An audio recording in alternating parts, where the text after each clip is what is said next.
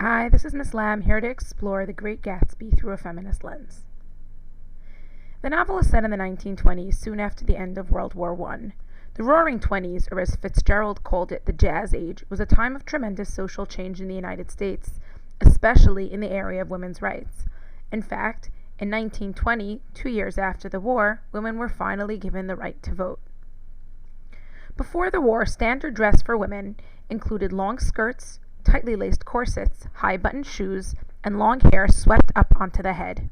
A few years after the war, skirts became shorter, corsets disappeared, modern footwear replaced boots, and bobbed hair became the fashion for young women. Most concerning to some, women's behavior began to change as well. Women could now be seen smoking and drinking, often in the company of men. They could also be seen enjoying themselves at nightclubs and private parties. Even the new dances of the era expressed an attitude of free self-expression and unrestrained enjoyment. In other words, a new woman emerged in the 1920s, and she brought along with her a lot of negative sentiments from conservative members of society, both male and female, who equated the disappearance of the traditional woman with the moral decline of society.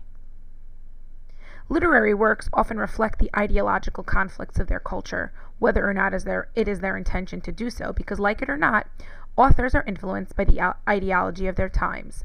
Thus, despite the fact that F. Scott Fitzgerald was married to a new woman himself, The Great Gatsby embodies the cultural discomfort with the post-World War I new woman. We see this discomfort in the novel's characterization of Daisy Buchanan, Jordan Baker, and Myrtle Wilson, who, despite their differences, are all version of the new woman. Their hair and clothing are modern, they don't feel a need to behave modestly, and all three women display modern independence. Only two are married, and they don't keep their marital unhappiness a secret. Jordan has a career of her own in the male-dominated field of golf. They all prefer the excitement of the nightlife to their domestic duties. There is only one child, and Daisy's life doesn't revolve around her maternal role. Finally, all the women violate patriarchal taboos, especially in the way Daisy and Myrtle are both involved in extramarital affairs. The novel finds this freedom unacceptable in women, as is made clear in its unsympathetic portrayal and punishment of all three women. Daisy Buchanan is characterized as a spoiled brat and a remorseless killer.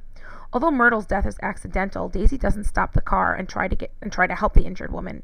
Instead, she speeds off and lets Gatsby take the blame. Once she learns that Gatsby wasn't always rich, she retreats behind the protection of Tom's wealth and power, abandoning Gatsby to his own fate. Thus, on top of her other sins, she's a phony. Jordan Baker is characterized as a liar and a cheat.